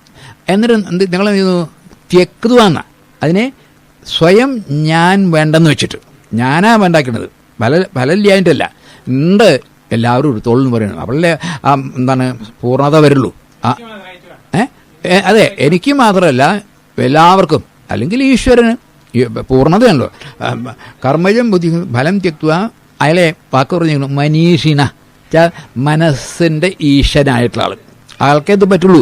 മനസ്സിൻ്റെ കീഴിലുള്ള ആൾക്ക് ഈ പറഞ്ഞതൊന്നും ചെയ്യാൻ സാധിക്കില്ല. അതാണ് ഭൂരിപക്ഷം ആളുകളും മനസ്സിൻ്റെ കീഴിലാണ്. അപ്പോൾ അവർക്കൊന്നും ഗീത വായിച്ചാൽ അർത്ഥം മനസ്സിലാവില്ല, അവിടെ ചെയ്യാനും പറ്റില്ല. ശരിക്കും ഗീത കേൾക്കുന്ന ആളുകൾ മനീഷികളാവണം, മനസ്സിനെ നിങ്ങളുടെ കീഴിൽ ഒതുക്കിയ ആളാവണം. എന്നാൽ മാത്രമേ ഗീത നടക്കുള്ളൂ. ഈ പറഞ്ഞതൊക്കെ അങ്ങനെയാണ്. മനീഷിന എന്താണ് അതിൽ ജന്മബന്ധ വിരർമുക്തത. പിന്നെ അയാൾക്ക് ജനന മരണമില്ല. ജനന മരണം ഉണ്ടാവാൻ കാരണം ഇയാൾക്ക് ആഗ്രഹമില്ല. എന്തിന്? ഫലത്തിൽ അല്ലേ? അയാളുടെ ആഗ്രഹം മുഴുവനും ഏകത്വം അല്ലെങ്കിൽ സമത്വ ബുദ്ധിയിലെ ആഗ്രഹം. സമത്വ ബുദ്ധിയുള്ള ആൾക്ക് പിന്നെ സമത്വം ഇല്ലാത്തതുകൊണ്ടാണ് ജനന മരണം. ജന്മബന്ധർ വിനിർമുക്ത. അയാൾ പദം ഗച്ഛന്തി, ആ പദത്തെ പ്രാപിക്കുന്നു. അനാമയം, സംസ്കൃതത്തിൽ ആമയം എന്ന് പറഞ്ഞാൽ സുഖക്കട്, രോഗം എന്നർത്ഥമാണ്. എന്താ രോഗം? പലതരത്തിലെ രോഗം ഉണ്ടാവാം. ശരീരത്തിന് രോഗം ഉണ്ടാവാം, മനസ്സിന് രോഗം ഉണ്ടാവാം, ബുദ്ധിക്ക് രോഗം ഉണ്ടാവാം. രോഗം എന്ന് പറയുന്നത് സംസ്കൃതം ഞാൻ കുറേ ആന്തരായിട്ട് പറയാം, വികാരം വരികയാണല്ലോ, മാറ്റം വരിക, അതാണ് രോഗം. ആ വികാരം വന്നാൽ അപ്പം അതാണ് ആമയം. അനാമയം ചിലോ ശരീര മനോബുദ്ധികൾക്ക് ഒരു തരത്തിലുള്ള വികാരവും വരാത്ത സ്ഥലം. ആ പദത്തെ പ്രാപിക്കുന്നു എന്ന് പറഞ്ഞാൽ അയാൾ പൂർണ്ണതയെ പ്രാപിക്കുന്നു. എങ്ങനെ? ഇപ്പം ഈ പറഞ്ഞ പ്രകാരത്തിൽ മുമ്പ് പറഞ്ഞ കാര്യങ്ങൾ ശ്രമിച്ചു പറഞ്ഞാൽ കർമ്മജം ബുദ്ധിയുക്താഹി ഫലം ത്യക്വാ മനീഷിന ജന്മബന്ധ വിനിർമുക്ത പദം ഗച്ഛന്തി അനാമയം. അവർക്ക് ഒരിക്കലും പിന്നെ എന്തുണ്ടാവില്ല? വികാരം ഉണ്ടാവില്ല. വിചാര നമുക്ക് മൂന്ന് കാര്യങ്ങൾ എങ്ങനെയുണ്ടോ? അനുഭവം, വികാരം, വിചാരം. അനുഭവം ഇന്ദ്രിയങ്ങൾക്ക്, വികാരം മനസ്സിന്, വിചാരം ബുദ്ധിക്ക്. അങ്ങനെ മൂന്നെണ്ണേ ഉള്ളൂ. ഈ മൂന്നും അങ്ങോട്ട് ഒഴിവായി. കാരണം അയാൾക്ക് ഈ അനുഭവം വരുമ്പോഴും ഇതൊക്കെ താൻ ഈ ഇന്ദ്രിയങ്ങളാണെന്നും താൻ ഇതിനോട് ബന്ധമില്ല എന്ന് മനസ്സിലായി. അപ്പോൾ അയാൾക്ക് വികാരം വരാൻ വയ്യ മനസ്സിനെ. പിന്നെ അയാൾക്കൊന്നും പറ്റി വിചാരിക്കേണ്ട കാര്യമില്ല. അപ്പോൾ ശരീര മനോബുദ്ധികളെ കീഴിലാക്കുക, അല്ലെങ്കിൽ അതിൻ്റെ പ്രബലത ഇല്ലാതെയാക്കുക, ആത്മാവിൻ്റെ ഭാവം വളരുക. ആ ആൾക്ക് അയാളിവിടെ ഒരു എൻ്റെ ഭാവം എന്ന് പറഞ്ഞാൽ പൂർണ്ണത ഭാവത്തെ അത് പ്രാപിക്കുന്നു. അപ്പോൾ കർമ്മയോഗം എങ്ങനെയാണെന്ന് കണ്ട് മെല്ലെ മെല്ലെ മെല്ലെ പറഞ്ഞു തരികയാണ്. ഇതിങ്ങനെ വരുന്ന ആൾക്ക് അയാൾ കർമ്മം ചെയ്യും, അത് അയാളെ ബുദ്ധിമുട്ടിക്കിട്ടില്ലേനും. നമ്മളെല്ലാവരും കർമ്മം ചെയ്യുന്നു, പക്ഷേ നമ്മളെ അത് ബുദ്ധിമുട്ടിക്കുന്നു. പ്രശ്നം മുഴുവനും ആദ്യം പറഞ്ഞ മാതിരി അഹന്തയോ മമതയോ അവയെ രണ്ടിനെയും ഇല്ലാതാക്കണമെന്ന് 47 പറഞ്ഞു കഴിഞ്ഞു. അത് കഴിഞ്ഞു കഴിഞ്ഞാൽ പിന്നെ ഈ ലോകത്തിൽ നിങ്ങൾ എങ്ങനെയൊക്കെ ജീവിച്ചാലും നിങ്ങൾക്ക് സമത്വത്തിന് യാതൊരു വ്യത്യാസമില്ല. അങ്ങനെയൊക്കെ ജീവിച്ചാലെന്ന് പറഞ്ഞ അർത്ഥം തെറ്റിദ്ധരിക്കരുത്. അങ്ങനെയൊക്കെ ജീവിക്കുള്ളൂ. അല്ലാണ്ട് അത് ചേട്ടൻ തോന്നിയത് കാണിക്കാമെന്നല്ല. അയാളെ സംബന്ധിച്ചോളം മറ്റത് സാധിക്കില്ല. അയാൾക്ക് കാര്യങ്ങൾ മനസ്സിലായിക്കണു, അത്രയും മഹാത്മാവായി. ഇനി എന്താണ് ഇതൊക്കെ പറഞ്ഞു തന്നിട്ട് ആളുകൾക്കിത് മനസ്സിലാവാത്തത്, ബുദ്ധിമുട്ടുണ്ടല്ലോ എന്ന് കാണിക്കാനായിട്ട് ഒരു 2 ശ്ലോകം പറയാൻ പോകണം. യഥാതേ മോഹകലിലം ബുദ്ധിർ വ്യതിധരിഷ്യതി തഥാ ഗന്ധാസി നിർവേദം ശ്രോതവ്യസ്യ സ്വതസ്യച. 2 ശ്ലോകം. അർജുന, എന്താ ഈ പറഞ്ഞതൊക്കെ ബുദ്ധിയുള്ള ആളുകൾക്ക് പറഞ്ഞാൽ മനസ്സിലാവും ഇല്ലേ? കുറച്ച് വിവരമുള്ള ആൾക്ക് ഈ പറഞ്ഞതൊക്കെ അങ്ങനെയല്ല എന്ന് പറയാൻ പറ്റില്ല. കാരണം ശാസ്ത്രം അത് ഇങ്ങനെയല്ല എന്ന് പറഞ്ഞത്. മറ്റത് ഈ സംശയമൊക്കെ വരുന്നത് സങ്കല്പത്തിലോ അല്ലെങ്കിൽ ഈ ആലോചനയിലൊക്കെ വ്യത്യാസം വരൂ. തത്വസംഹിതയിൽ ഇങ്ങനെ 2 എണ്ണം വരിക. ഇപ്പം തീ തൊട്ടാൽ പൊള്ളോ ഇല്ലയോ എന്നൊക്കെ സംശയമൊന്നും വേണ്ട, തൊട്ടാൽ മതി, അറിയാം, എല്ലാവർക്കും പൊള്ളും അല്ലേ? മറ്റത് ചായ വേണോ വേണ്ടയോ അത് സംശയം ഉണ്ടാവാം. കാരണം അത് നിങ്ങളുടെ സ്വഭാവത്തെ ആശ്രയിച്ചായിരിക്കണം അല്ലേ? ഗീത തീ വലിയ തൊട്ടാൽ പൊള്ളു തന്നെ. അപ്പോൾ ഇവിടെ 2ാമത് പറയില്ല. അപ്പം നിങ്ങൾക്ക് ഈ വിഷമം ഇതൊക്കെ ഇപ്പോൾ പറഞ്ഞ കാര്യങ്ങൾ ചെയ്യാൻ എന്താ അത്ര ബുദ്ധിമുട്ട് വരുന്നത് അത് പറയാം എന്ന് പറഞ്ഞിട്ടാണ് ഭഗവാനാണ് യഥാതേ മോഹകലിലം. നിനക്ക് എപ്പോഴാണോ മോഹം എന്ന് പറയുന്നത് എപ്പോഴാണ് വരിക? ഞാൻ പൂർണ്ണനല്ല എന്ന് വിചാരിക്കുമ്പോഴല്ലേ മോഹമുള്ളൂ കിട്ടണമെന്ന്. എനിക്ക് വയറ് നിറച്ച് ഭക്ഷണം കിട്ടി, നിൽക്കാൻ തന്നെ വയ്യ, അങ്ങനെ ബുദ്ധിമുട്ടാണ്. അപ്പോൾ ഒരു ഗ്ലാസ് ശർക്കര വെള്ളം വേണോ ചോദിച്ചാൽ ആരെങ്കിലും വേണോ പറയാറുണ്ട്. ആൾക്ക് പഞ്ചാര പായസം കൊണ്ട് ഇരിക്കുക, ആൾക്ക് അവരുമില്ല. അപ്പോൾ മോഹം എന്ന് പറയുന്നത് അപ്പോൾ എന്താ വരിക? ഞാൻ ഈ പറഞ്ഞ ശരീരമല്ല, ശരീരമാണ് എന്ന അഹന്തയും അതിന് വരുന്ന മമതയും വരുമ്പോഴേ ഇതൊക്കെ വരുള്ളൂ. അതിന് കലീലം എന്ന് പറഞ്ഞാൽ എന്താ പറയുക, കലങ്ങീതൊക്കെ നമ്മൾ പറയുന്നില്ലേ, ആ യഥാതേ മോഹകല്യം ബുദ്ധിർ വ്യതിധരിഷ്യതി. ബുദ്ധിയെ അത് എപ്പോഴാണോ എന്നെ പിടിച്ചു വലിക്കുന്നത്, ബുദ്ധിയാണല്ലോ അതൊക്കെ ചിന്തിക്കേണ്ടത്. ആ ബുദ്ധിക്ക് ഉറപ്പില്ല. കാരണം മോഹം വന്നിട്ടേ, പലതരം മോഹം വന്നപ്പോൾ ബുദ്ധി ആകെ പതറുകയാണ്. അപ്പോൾ സമത്വ ബുദ്ധി ഇല്ല, അയാൾക്ക് സമത്വ ബുദ്ധിയില്ല. യഥാതേ മോഹകല്യം ബുദ്ധിർ വ്യതിധരിഷ്യതി തഥാ ഗന്ധാസി നിർവേദം. അപ്പോൾ നിനക്ക് നീ നിർവേദം ഒന്നിനെ അറിയാതിരിക്കുക ഒന്നുമില്ല. നിർവേദം വെച്ചാൽ നീ നിശ്ചലനാവണം. എപ്പോൾ? മോഹമെല്ലാം പോയാൽ. കാരണം മോഹം എന്നുള്ളത് ഉണ്ടായത് എങ്ങനെയാണ്? അജ്ഞാനം കൊണ്ട്. ഞാൻ ശരീരമാണ് തോന്നുന്നുള്ള മോഹം. അതല്ല, നീ ആത്മാവാൻ തോന്നിയാലോ പിന്നെ പ്രശ്നമില്ല. അതുവരെ നിനക്ക് ആത്മബോധം ഉറയ്ക്കുന്നത് വരെ എന്തൊക്കെ പറഞ്ഞാലും, കർമ്മയോഗം പറഞ്ഞാലും ജ്ഞാനയോഗം പറഞ്ഞാലും എന്തുണ്ടാവും? സംശയം ഉണ്ടാവും, പരിഭ്രമം ഉണ്ടാവും, അതുണ്ടാവില്ല. അപ്പോൾ ഈ പറഞ്ഞ കാര്യങ്ങളൊക്കെ വേണമെങ്കിൽ ആദ്യം വേണ്ടത് മോഹം പോകണം. മോഹം വെച്ചാൽ മോക്ഷം, മോഹനാശം. അതില്ലാത്തോളം കാലം ഇപ്പം നമുക്കിതൊക്കെ അറിഞ്ഞിട്ടും എന്താ പറ്റാത്തത്? കാരണം ഇപ്പോഴും നമുക്ക് മോഹമുണ്ട് ഉണ്ടല്ലോ. കാരണം ശരീരമാണെന്നും എന്നത് കിട്ടണമെന്ന് മോഹമുണ്ട്. അപ്പോൾ ഗീതാ ശ്ലോകം ചൊല്ലിയോണ്ടൊന്നും നടക്കില്ല. അത് അനുഭവമാണ്. ഇല്ലാതെ മോഹകലിലം ബുദ്ധിർ വ്യതിരിഷ്യതി തഥാ ഗന്ധാസി നിർവേദം. അപ്പം പിന്നെ അനക്കല്ല. എന്തിൻ്റെ? ശ്രോതവ്യസ്യ ശ്രുതസ്യ ച. രണ്ട് കാര്യങ്ങൾ. ഒന്ന് കേട്ടതും ഒന്ന് കേൾക്കാനുള്ളതും. കേട്ടത് വെച്ചാൽ ദേ അവരെ അനുഭവിച്ചത് ആണ്. അല്ലാണ്ട് ഈ അനുഭവിക്കുന്നതൊക്കെ ആദ്യം കേട്ടിട്ടാണല്ലോ. പിന്നെ ഒരു തരം പലഹാരം ഉണ്ടെന്ന് ആദ്യം കേട്ടിട്ട് വേണ്ടേ കഴിക്കാൻ. കഴിച്ചിട്ടും കഴിക്കാനുള്ളതെന്ന് പറയാണ്ടേ അതിലും കൂടി അതിസൂക്ഷ്മമായിട്ട് പറയാണ് കേട്ടതും കേൾക്കാനുള്ളതും.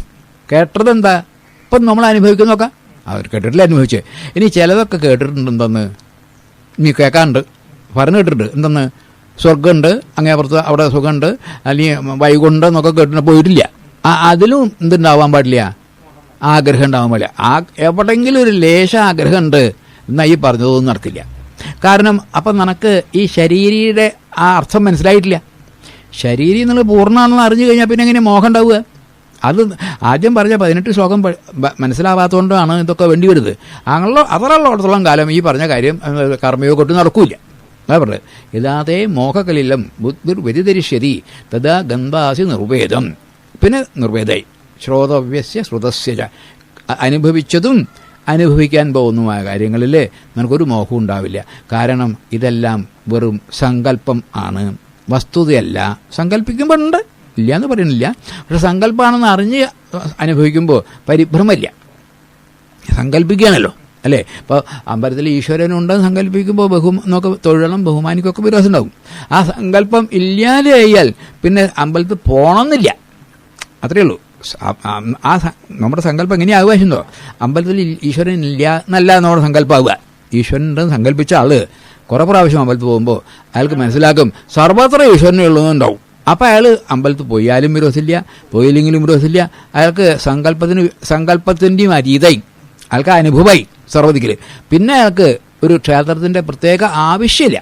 അയാൾ നിന്ദിക്കൊന്നുമില്ല. കാരണം ഈ പടി കൂടിയാണ് കയറി പോയിട്ടുള്ളത്. അപ്പോൾ ആ പഴയ പടിയൊന്നും 1-ാം ക്ലാസ് കഴിഞ്ഞിട്ടാണ് പോയിട്ടുള്ളത്. അത് എന്താണ് PhD പാസ്സായി കഴിഞ്ഞിട്ട് പിന്നെ 1-ാം ക്ലാസ്സിനെ മോശമെന്ന് പറയുന്നില്ല. ഈ 1-ാം ക്ലാസ് കൂടിയാണ് പോയത്. അയാൾക്ക് കേട്ടതും കേൾക്കാനുള്ള ഒരു കാര്യത്തിലും മോഹമില്ലാണ്ടാവും. അപ്പോൾ നമുക്ക് ഈ കർമ്മയോഗം പ്രായോഗികവും. അതുവരെ പ്രസംഗിക്കാം. അപ്പം നമുക്കൊക്കെ കർമ്മയോഗം നമ്മളൊക്കെ പ്രാസംഗികന്മാരാണ്. അതിനെപ്പറ്റി പറയും, അങ്ങനെ വേണമെന്നൊക്കെ പറയും. കഴിഞ്ഞ് കഴിഞ്ഞാൽ ഒത്തിരി കഴിഞ്ഞാൽ പറ്റിയ ആൾക്ക് തന്നെ. കാരണം നമുക്ക് അതിനൊരു ഉറപ്പില്ല, നിഷ്ഠ വന്നിട്ടില്ല. അത് വരുത്, ഇതുണ്ടായാലേ സാധിക്കുള്ളൂ. ഇനി ഒന്നും കൂടിയും പറഞ്ഞു 2 ശ്ലോകം. അതായത് ശ്രുതി വിപ്രതിപന്നാതെ യഥാ സ്ഥാസതി നിശ്ചല സമാധാ വചലാ ബുദ്ധിസ്തദാ യോഗം അവാപ്സ്യസി. ശ്രുതി ഈ കേട്ടിട്ടുണ്ട് പല കാര്യങ്ങളെയും, പഠിച്ചിട്ട് വേദം പുസ്തകങ്ങളൊക്കെ ധാരാളം പഠിച്ചിട്ടുണ്ടെങ്കിൽ അവരെ പോലെ വിഷമമുള്ളൊരു അധികം അത്ര വേറെ ആരെയും കാണില്ല. കാരണം അതാ ശരി ഇതോ ശരി എന്നുള്ള പരിഭ്രമായി. അതായത് ദ്വൈതോ ശരി, വിശിഷ്ടാദ്വൈതോ ശരി, അദ്വൈതാ ശരി എന്ന് പറഞ്ഞിട്ട് അങ്ങനെ മാത്രമല്ല ക്ഷേത്രത്തിൽ പോണതോ ശരി, പോവാതിരിക്കുന്നതോ ശരി, ഒരുപാട് പഠിച്ചിട്ടുണ്ട്. ഒന്നിലോട്ട് ഒരു ഉറപ്പ് വന്നിട്ടില്ല. അങ്ങനെ ഉണ്ടല്ലോ, അത് വളരെ വിഷമമാണ്. ശ്രുതി വിപ്രതിപന്നാതെ യഥാസ്ഥാസ്തി നിശ്ചല. എപ്പോഴാണോ എൻ്റെ ഇതൊക്കെ മറന്നിട്ട് ഈ പറയുന്നതൊന്നും വേറെ വേറെ അല്ല, അതിന് ഓരോ ഭാഗത്ത് ചിലതിന് ഒരു പ്രത്യേകത കൊടുത്തു എന്നല്ലാണ്ടേ അല്ലേ? ഓരോ ഇപ്പോൾ പച്ചക്കറികളെന്ന് പറഞ്ഞാൽ എല്ലാം പച്ചക്കറിയാണ്. അതിൽ കുറച്ച് മുളക് അധികം കൊടുത്താൽ ഉപ്പിലിട്ടതെന്ന് പേരായി, മുളക് ഒട്ടും ചേർക്കാഞ്ഞാൽ ഓലെന്ന് പേരായി, കുരുമുളക് ചേർത്താൽ കാളെന്ന് പേരായി. എന്നല്ലാണ്ട് ഇപ്പം എന്താണുള്ളത് സാധനം? യാതൊന്നും വ്യത്യാസമില്ലല്ലോ. ഭക്ഷണമൊക്കെ കാര്യമൊന്നും തന്നെ ചേർക്കണേൻ്റെ മാതിരിയാണ്. ഇത് മനസ്സിലായാൽ അപ്പോൾ ചിലർക്ക് അദ്വൈതമാണ് നല്ലത്, ചിലർക്ക് വിശിഷ്ടാദ്വൈതമാണ് നല്ലത്, ചിലർക്ക് ദ്വൈതമാണ്. അതൊക്കെ അവരുടെ ആ നിലവാരത്തിന് വേണ്ടി പറഞ്ഞതല്ലാതെ ഇവ വേറെയല്ല, ഒരേ സാധനം തന്നെയാണ് ഇത് മൂന്നും എന്ന് എപ്പം നമുക്ക് മനസ്സിലാവണോ അപ്പോഴേ ഈ കർമ്മയോഗം നടക്കുള്ളൂ. അതുവരെ നമുക്ക് സംശയം ഉണ്ടാവും. യഥാതെ ബുദ്ധി ശ്രുതി വിപ്രതിപന്നാതെ യഥാ സ്ഥാസ്യസി നിശ്ചല സമാധാ വചല ബുദ്ധി അചല. സമാധിയിൽ അചല അനക്കമില്ലാതെ, ഈ സമാധി മനസ്സിൻ്റെയാണ്. മനസ്സാണ് പലതും ഇങ്ങനെ അപ്പുറം അത് വേണോ ഇത് വേണോ ചോദിക്കുന്നത്, സംശയമൊക്കെ മനസ്സുണ്ടാക്കുന്നത്. അത് അചലനായി ഒരു അനക്കല്ലാണ്ട് അത് ബുദ്ധിയുടെ സഹായം കൊണ്ട് അല്ല. അപ്പോൾ ബുദ്ധി സമാധാ വചല ബുദ്ധി, മനസ്സ് ചലനമില്ലാതെ ആയാൽ അപ്പം എന്തായി സ്ഥിരബുദ്ധിയായി. അതാണല്ലോ ഇവിടെ കർമ്മയോഗം. അപ്പോൾ യോഗം അവാപ്സസി, നമുക്ക് യോഗം സാധിക്കും. യോഗം വെച്ചാൽ ഒന്നാവില് നമുക്ക് രണ്ടുണ്ടെന്ന് തോന്നില്ല, പ്രശ്നമില്ല എന്ന് പറയണം. ഇവിടെ ഒരു പദം വെച്ചു ഭഗവാൻ, സമാധാവചല, സമാധിയിൽ അചലമാകുമ്പോൾ ആ വാക്കിനെ പിടിച്ചിട്ടാണ് ഇനി അർജുനൻ ചോദ്യം ചോദിക്കുന്നത്. കാരണം അദ്ദേഹത്തിന് സമാധിയുടെ ഒരു ശരിക്ക് പിടുത്തല്ല. നമുക്ക് പലർക്കും ഒരാൾ സമാധിയായിട്ടിരിക്കുകയാണ് എന്നൊക്കെ പറയും, ചിലർ മരിച്ചാലും പറയും അയാൾ സമാധിയായി. അപ്പോൾ മരിച്ചാളോ സമാധിയിലിരിക്കുന്നത്, ജീവിച്ചിരിക്കുന്ന ആളോ സമാധിയിൽ, സംശയം തോന്നുമല്ലോ. അപ്പോൾ എന്താ ഈ സമാധി എന്നറിയാനായിട്ട് ഇനി ഇപ്പോൾ രണ്ട് കാര്യം പറഞ്ഞ് അവസാനിപ്പിച്ചു. ഒന്ന് സാഖ്യം, അല്ലെങ്കിൽ ആത്മാവ്, ശരീരി, പരമാത്മാവ് എന്നൊക്കെ പറഞ്ഞാൽ പൂർണ്ണമാണ്, നിശ്ചലാണ്, നിരപേക്ഷമാണ്, ജ്ഞാനമാണ്, അനന്തമാണ്. ഇത് ആദ്യം പറഞ്ഞു. ഇത് ആണ് അടിത്തറ. ഇത് മറക്കാനേ പാടില്ല. അതിൻ്റെ മുകളിൽ ഒക്കെ പണിയാൻ പറ്റുള്ളൂ. ഇത് ആ ആധാരം നീക്കിയാൽ ഗീത താഴെ വിടും, പിന്നെ പ്രശ്നമില്ല. അത് വയ്യ, ആ ആധാരം തമ്മിൽ ആ പറഞ്ഞു. അപ്പം അങ്ങനെയാണെങ്കിൽ ഇത് പൂർണ്ണമാണെങ്കിൽ, ഇപ്പം നമ്മൾ പൂർണ്ണമല്ലല്ലോ. ഇവിടെ പ്രായോഗിക ജീവിതത്തിൽ ഈ വ്യവഹാര ജീവിതം ഉണ്ടല്ലോ. സാധിക്കും. അതിനാണ് ഇപ്പം ഈ പറഞ്ഞു നോക്കാം. എങ്ങനെ ഈ ഭാവനയോടുകൂടി കർമ്മണ്യവഹരോട്ട് പ്രത്യേകം പറഞ്ഞ ഭാവനയോട് കൂടിയാണ് നിങ്ങൾ കർമ്മം ചെയ്യുമെങ്കിൽ ആ കർമ്മം നിങ്ങളെ ബാധിക്കില്ല, നിങ്ങൾക്ക് ബുദ്ധിമുട്ടുണ്ടാവില്ല, പരമാനന്ദം ഉണ്ടാവും. പൂർണ്ണ ആ സങ്കല്പം ഉണ്ട്, പക്ഷേ തെറ്റിദ്ധാരണ വരില്ല, ഒരിക്കലും നിങ്ങൾക്ക് വിഷമം വരില്ല എന്ന് പറഞ്ഞ് അവസാനിപ്പിച്ചപ്പോൾ ആ സമാധിയെ പറ്റി ചോദിക്കുകയാണ്. അർജുന ഉവാച സ്ഥിതപ്രജ്ഞസ്യ കാ ഭാഷ സമാധിസ്ഥസ്യ കേശവ സ്ഥിതതീഹി കിം പ്രഭാഷയത കിമാസീത വൃജയത കിം. സ്ഥിതപ്രജ്ഞസ്യ, സ്ഥിതപ്രജ്ഞൻ. ഈ പ്രജ്ഞ എന്നുള്ളതിന് അല്പം ഇത് പറയാം ഞാൻ. യോഗസൂത്രത്തിൽ സമാധി, പ്രജ്ഞ, യോഗ അങ്ങനെയാണ്. ആ സമാധി ആയാൽ പോലും കഴിഞ്ഞില്ല, അതിൻ്റെ അടുത്ത് പ്രജ്ഞ, പ്രകർഷയാണ് ഉള്ള ജ്ഞാനം എന്നാണ്, വേറെ ഒന്നുമില്ല. അതിൻ്റെ അപ്പുറത്ത് ഒന്നുകൂടി ഉണ്ട്, അതാ അവസാനം യോഗ. യോഗ വെച്ചാൽ ഒന്നിക്കുക, ഈശ്വരനും ജീവനും രണ്ടില്ലാണ്ടേലും ഒന്നാവുക, ഇതാണ് യോഗം. ഇപ്പോൾ നമ്മൾ ഈശ്വരന് വിട്ടു എന്നൊരു തോന്നലുണ്ട്. നമ്മൾ പൂർണ്ണമല്ല തോന്നുന്നല്ലോ, അതാ വിഷമേ. ഇനി 6:23 പറയും ദുഃഖ സംയോഗ വിയോഗം യോഗസംനിധം. ദുഃഖ സംയോഗം, ദുഃഖം എന്ന് പറയുന്നത് നശിക്കുന്നതിലാണ് ദുഃഖം. ആ ശരീരത്തോട് കൂടിയിട്ട് ആത്മാവ് ചേർന്നു എന്ന് തോന്നുക, ദുഃഖ സംയോഗം. അതില്ലല്ലോ, അതിൻ്റെ വിയോഗം അതില്ല എന്ന് മനസ്സിലായി. അപ്പോൾ അതായത് ഞാൻ ആത്മാവല്ല, ശരീരമാണ്, ശരീരത്തിൻ്റെയാണെന്ന് വിചാരിക്കുന്നത് ആ ഭാവന പോയാൽ അതാണ് ദുഃഖം. ദുഃഖ സംയോഗം വിയോഗം യോഗസംജ്ഞം, അതിൻ്റെ പേരാണ് യോഗം. അപ്പോൾ വാസ്തവത്തിൽ ഇവിടെ യോഗേ ഉള്ളൂ, പൂർണ്ണതയുള്ളൂ. നമ്മുടെ തെറ്റിദ്ധാരണ കൊണ്ട് ശരീരമാണ് ഞാൻ ധരിച്ചത് കളയേ വേണ്ടു. ഞാൻ പ്രത്യേകിച്ച് പറയട്ടെ, കൂട്ടിച്ചേർക്കലല്ലത്, കൂട്ടിച്ചേർത്തതിനെ വലിച്ചെറിയില്ല യോഗം. നമ്മൾ വിചാരം കൂട്ടിച്ചേർക്കുക എന്ന ആദ്യമൊക്കെ തോന്നുക. ഗീത പറയുന്നത് കൂട്ടിച്ചേർക്കലില്ല പറഞ്ഞു. ഒന്നാണെന്ന് തോന്നിയ തെറ്റിദ്ധാരണയില്ലേ, അത് വിടർത്തേ കൊണ്ടു, ഒന്നേ ഉള്ളൂ ഇവിടെ. അപ്പോൾ ദുഃഖ സംയോഗ വിയോഗം യോഗസംജ്ഞിതം, അതാണ് ശരിക്കുള്ള വാക്ക്. അതിൻ്റെ ആ അർത്ഥം പറയുന്നത്. ഈ യോഗത്തിൻ്റെ യോഗം എന്ന വാക്കിൻ്റെ അർത്ഥം ഇവിടെ 23 പറയുന്നത്, 6. ദുഃഖ സംയോഗ വിയോഗം. ദുഃഖം എന്ന് പറഞ്ഞാൽ അനക്കം അല്ലെങ്കിൽ ചലനം, അതിനോടുകൂടി ചേർന്നു ശരീരം, സംയോഗം ചേർന്നു എന്ന ഉണ്ടല്ലോ, അതിൻ്റെ വിയോഗം. അങ്ങനെ ഉണ്ടായിട്ടില്ല, സാധ്യമല്ല എന്നുള്ള അറിവ്, അതിന് പേരാണ് യോഗം. അപ്പോൾ വാസ്തവത്തിൽ യോഗം ഉണ്ടാക്കേണ്ടതല്ല, ഉള്ളതാണ്. എന്തേ കളയണ്ടു? സംയോഗം ഉണ്ടു. കൂടിച്ചേർന്നു എന്ന സങ്കല്പല്ലേ, ആ സങ്കല്പത്തെ മാറ്റിക്കൊണ്ടു. ഇവിടെ വേറെ ഒന്നും ഉണ്ടാക്കാനില്ല, പൊതുതൊന്നും ഉണ്ടാക്കില്ല. ആ സങ്കല്പത്തെ മാറ്റിയാൽ നിങ്ങൾ യോഗായി. അതായത് എത്ര കണ്ട് 6 പ്രത്യേകിച്ച് പറയും, സർവസങ്കല്പ സന്യാസി യോഗാരൂഢസ്തോച്യതേ. എല്ലാ സങ്കല്പങ്ങളും പോയി ആരായി? യോഗാരൂഢനായി. അപ്പോൾ ഇവിടെ ചോദിക്കുന്നു, സ്ഥിതപ്രജ്ഞസ്യ കാ ഭാഷ സമാധിസ്ഥസ്യ കേശവ സ്ഥിതതി കിം പ്രഭാഷേത കിം ആസീത വൃജേത കിം. 4 ചോദ്യം ചോദിക്കണം. സ്ഥിതപ്രജ്ഞൻ്റെ ഭാഷ എന്താ എന്നാ ചോദിക്കുന്നത്. സംസ്കൃതം അറിയാഞ്ഞാൽ ബുദ്ധിമുട്ട് പറയണേ. എന്താ അല്ല കർണാടകോ തെലുങ്കോ ഭാഷ അങ്ങനെയല്ല. സ്ഥിതപ്രജ്ഞ സമാധിസ്ഥനായാളുടെ ഭാഷ എന്താ? സ്ഥിതതി കിം പ്രഭാഷേത, അയാൾ എന്താ പറയുക? കിം ആസീത, എങ്ങനെയാ ഇരിക്കുക? കിം വ്രജേത, എങ്ങനെയാ നടക്കുക എന്നാ ചോദ്യം. സംസ്കൃത പരിചയത്തെ ബുദ്ധിമുട്ടായി പറയണത്. അനവധി ആളുകൾക്ക് ഈ ഗീത മനസ്സിലാവാത്തത് സംസ്കൃതത്തിൻ്റെ പരിചയമായിട്ട്. അത് നല്ല വ്യാഖ്യാതന്മാരെ വായിച്ചില്ലെങ്കിൽ അബദ്ധം വരും. ഇവിടെ സ്ഥിതപ്രജ്ഞസെക്കാം ഭാഷ വെച്ചാൽ അയാളെ ലക്ഷണം എന്താ?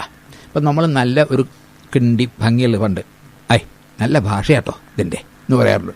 എന്നുവെച്ചാൽ കിണ്ടിയുടെ ഭാഷ എന്താ? സംസ്കൃതമെന്നാ പറയണത്. അല്ല, അതിൻ്റെ ആ ലക്ഷണം ഉണ്ടല്ലോ. ലക്ഷണം ഒന്നിനെ കണ്ട നല്ലൊരു കുതിരയാട്ടോ, അല്ലെങ്കിൽ നല്ലൊരു പശുവാട്ടോ എന്നൊക്കെ പറയാൻ ലക്ഷണ. അതുമാതിരി ഈ സ്ഥിതപ്രജ്ഞ എന്ത് ലക്ഷണം കൊണ്ടാണ് മനസ്സിലാക്കുക? അതാണ് അയാളുടെ ഭാഷ. എന്താ വെച്ചാൽ അയാളെ ഏത് ലക്ഷണം കൊണ്ടാണ് മനസ്സിലാക്കാൻ സാധിക്കുക. സ്ഥിതപ്രജ്ഞസ ഭാഷ ആര്? സമാധിസ്ഥനായ സ്ഥിതപ്രജ്ഞൻ്റെ ഭാഷ അയാളെ എങ്ങനെയാണ് ലക്ഷണം കൊണ്ട് മനസ്സിലാക്കുക. പിന്നെ സ്ഥിതതിക്കും പ്രഭാഷേത, അയാൾ എന്താ പറയുക? മരുന്നിനെ വർത്തമാനം പറയുമോ അല്ലെങ്കിൽ ഉണ്ടാണ്ടിരിക്കുമോ? പ്രഭാഷേത എന്ന് പറഞ്ഞാൽ അയാളെ വേഗം മനസ്സിലാക്കാൻ. ഒരാൾ സംസാരിച്ചാൽ അറിയാലോ ആൾ എങ്ങനെയുള്ള ആളെന്ന്. മുണ്ടാണ്ടിരിക്കുമ്പോൾ നോക്കണമൊന്നും അറിയില്ല.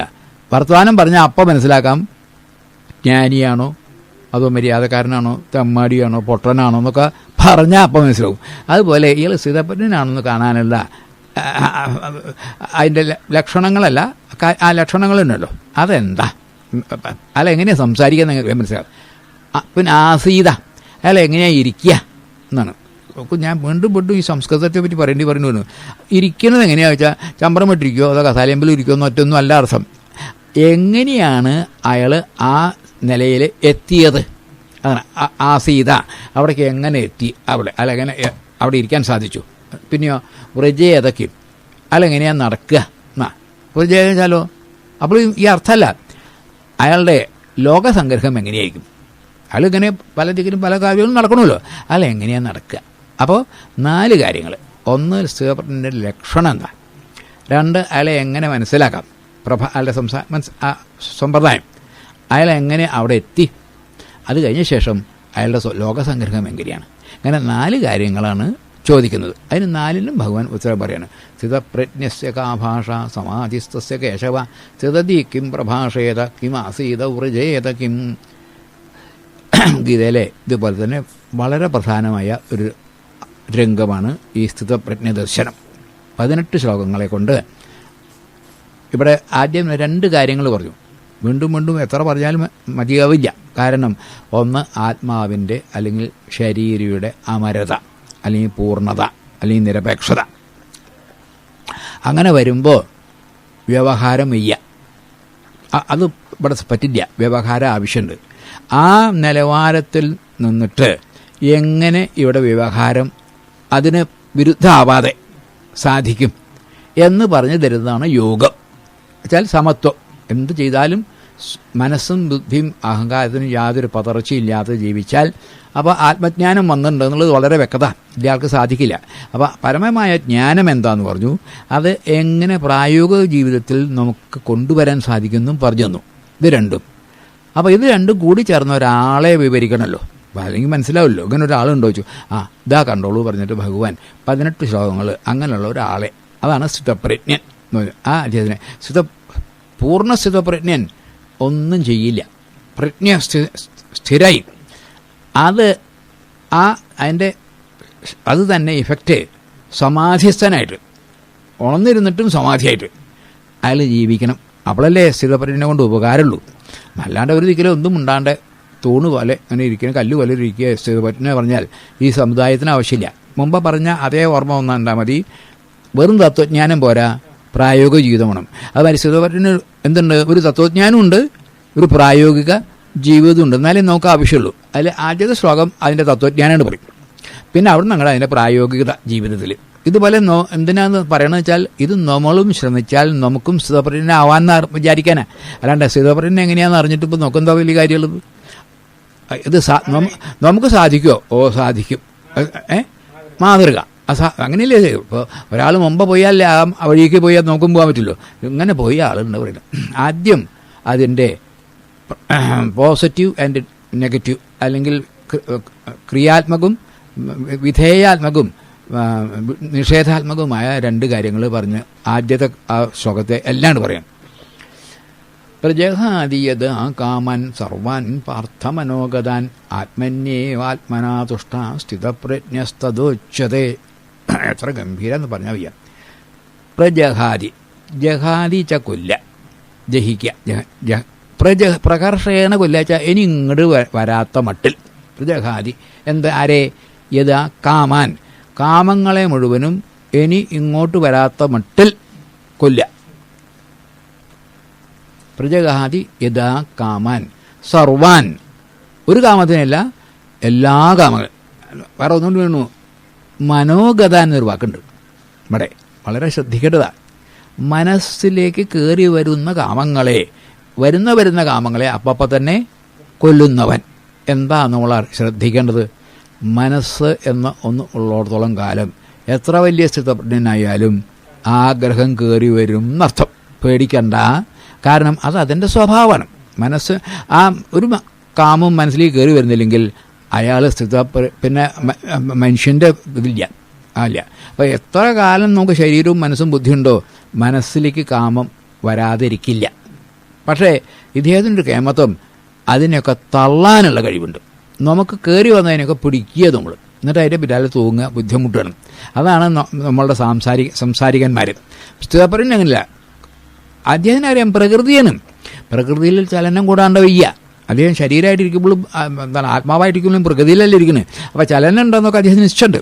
പക്ഷേ ആ ചലനം അദ്ദേഹത്തെ ബാധിക്കില്ല. ഇതാ കേമത്വം. അപ്പോൾ പ്രജഹാദി യഥാ കാമാൻ സർവാൻ പാർത്ഥ മനോഗതൻ. അത് നിഷേധാത്മകമാണ്. വന്നതിനൊക്കെ തള്ളും, നിഷേധാത്മകം. ഇനി വിധായാത്മകം, അതായത് പോസിറ്റീവ് എന്ന് പറയണം. ഇത് നെഗറ്റീവാണല്ലോ. പിന്നെന്താ ചെയ്യുക? ആത്മന്യേവാത്മനതുഷ്ട. അദ്ദേഹം ആത്മാവിൻ തന്നെ ആത്മാവ് സന്തുഷ്ടനാണ്. അദ്ദേഹത്തിന് സന്തുഷ്ടൻ നമുക്ക് സുഖം എന്നല്ല. എന്താണ് പറയുക? ഈ തൃപ്തിയാണ് നമുക്ക് വേണ്ടത്. അപ്പം മനുഷ്യനൊക്കെ വിചാരിക്കുന്നത് നമുക്ക് സുഖം വേണമെന്നാ, ദുഃഖരുതെന്നും. അത് വയ്യ. സുഖം വേണമെന്ന് വിചാരിച്ചാൽ ദുഃഖം കൂടാണ്ട് കഴിയുക. കാരണം അത് ദ്വന്ദ്വ. നമുക്ക് വേണ്ടത് എന്താണ്? സംതൃപ്തി. ഞാൻ തൃപ്തനാണ് എന്ന് പറഞ്ഞാൽ പിന്നെ ഒന്നുമില്ല. പക്ഷെ ഇപ്പം ഇവിടെ ആർക്കും ഇതില്ല, തൃപ്തിയില്ല. സുഖമുണ്ട്, ദുഃഖമുണ്ട്, അല്ലേ? അതെ, സുഖം ഉണ്ടെങ്കിലേ സുഖമുണ്ടല്ലോ. അപ്പം അതുകൊണ്ട് അത് പറ്റില്ല. ഇവിടെ പറഞ്ഞു വരുന്നത് എത്ര മനസ്സിരുത്തിയാൽ പറഞ്ഞു തരുമോ? നിങ്ങൾക്ക് എത്ര കാലം നിങ്ങൾ സുഖിക്കണമെന്ന് ആഗ്രഹിച്ചോ ദുഃഖിച്ചേ പറ്റൂ. അപ്പം നിങ്ങളെന്ത് ദുഃഖിക്കാനും പാടില്ല, സുഖിക്കാനും പാടില്ല. എന്താണ്? ആത്മനീയവ, നിങ്ങളെ ആത്മാവ് പൂർണ്ണനാ. അപ്പം നിങ്ങൾക്ക് പൂർണ്ണന് ആഗ്രഹത്തിൻ്റെ ആവശ്യമില്ല. അപൂർണനല്ലേ മോഹമുള്ളൂ. ഞാൻ ആത്മാവാണെന്ന് അറിഞ്ഞ ആ സ്ഥിതപ്രജ്ഞന് ആത്മനിയേവ ആത്മന സന്തുഷ്ട. അയാൾ അദ്ദേഹത്തിന് സന്തോഷിക്കാൻ, ദോഷം അല്ലെങ്കിൽ സംതൃപ്തി വരാൻ വേറൊന്നിൻ്റെ ആവശ്യമില്ല. കാരണം മുമ്പത്തേൽ കളഞ്ഞു എന്ന് പറഞ്ഞിട്ടുണ്ട്. അയാളെ സ്ഥിതപ്രജ്ഞ സ്തദോച്യത, അയാളെയാണ് സ്ഥിതപ്രജ്ഞ എന്ന് പറയാം. ലക്ഷണം എന്താ? ആദ്യത്തെ ചോദ്യത്തിന് ഉത്തരം ഒരൊറ്റ ശ്ലോകങ്ങൾ. അയാളെ കണ്ടങ്ങനെ വെച്ചാൽ എന്തെല്ലാം കാമങ്ങൾ ഈ ശരീരത്തിലിരിക്കുമ്പോൾ പ്രകൃതിയാണ്. കാമം കയറി വരും.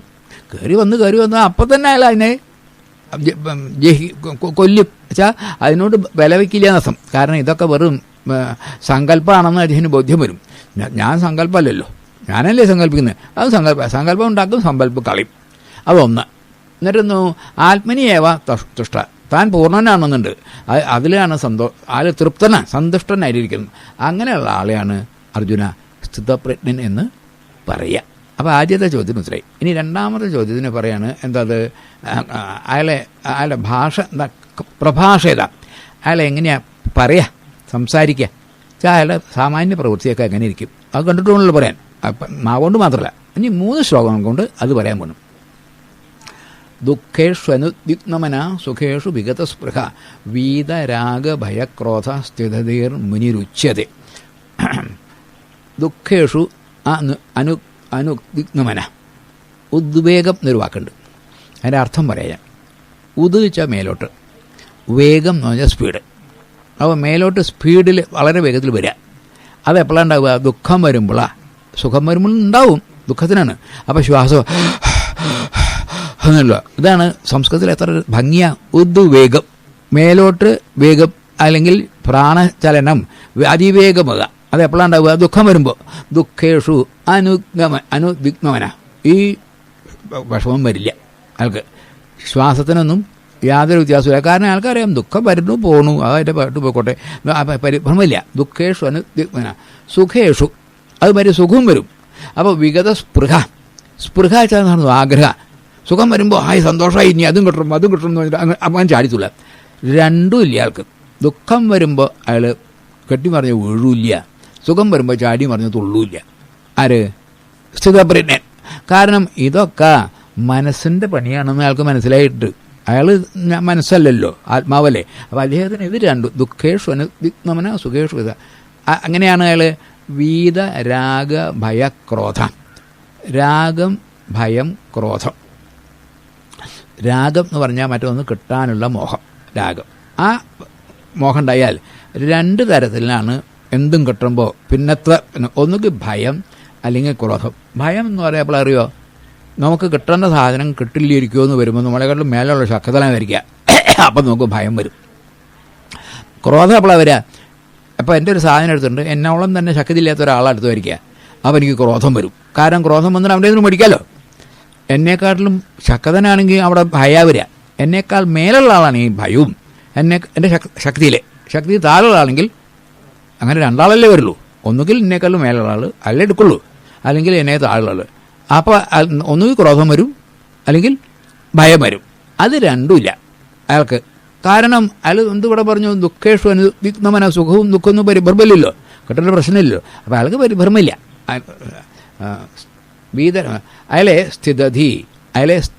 അയാളെ സ്ഥിരബുദ്ധി ഉള്ളവനാണ്. സ്ഥിതധീർ മുനി. മുനി എന്ന് പറഞ്ഞാൽ മനസ്സൊതുക്കിയവൻ. ഗീതയിൽ 17 വരുമൊക്കെ. മൗനം എന്നുള്ളത് മനസ്സിൻ്റെ തപസ്സ. ശബ്ദമില്ലാത്ത ചുണ്ട് കൂട്ടിയിരിക്കുന്നതൊന്നും മൗനമല്ല. കാരണം ഉള്ളിൽ നിന്ന് ഓറാറ്റും പറയുണ്ടാവും, അത് മൗനമില്ലല്ലോ. മൗനം മനസ്സിൻ്റെ. സ്ഥിതിർ മൗനി ഉച്യത എന്നൊരു വാക്കുണ്ട്. ഇത് ഇടയ്ക്കിടയ്ക്ക് പറയും ഗീതയിൽ. എന്താ വെച്ചാൽ എന്ന് പറയപ്പെടുന്നു എന്നാ അതിനർത്ഥം. അതെന്താ അങ്ങനെ? അയാൾ പറയില്ല ഞാൻ സ്ഥിതപ്രജ്ഞനാണ്, ദുഃഖേഷു അനുദ്വിഗ്നമനാണ്, എനിക്ക് സുഖേഷു വിഗതസ്പൃഹുവാണ്, വീതരാഗ ഭയം കുറയ്ക്കുന്നു, അതുകൊണ്ട് ഞാൻ സ്ഥിതപ്രജ്ഞനാണെന്ന് അയാൾ പറയുക. മറ്റുള്ളവർ അദ്ദേഹത്തെ സ്ഥിതപ്രജ്ഞനാണെന്ന് പറയപ്പെടുന്നു. അദ്ദേഹത്തിന് താൻ എന്താണെന്ന് വെച്ചാൽ അദ്ദേഹം ആത്മാവായിട്ടിരിക്കുന്ന ആളാണ്. അദ്ദേഹത്തിന് ഈ വികാരങ്ങളൊന്നും ഇല്ലല്ലോ, എന്നിട്ടും ജീവിക്കുന്നുണ്ട്.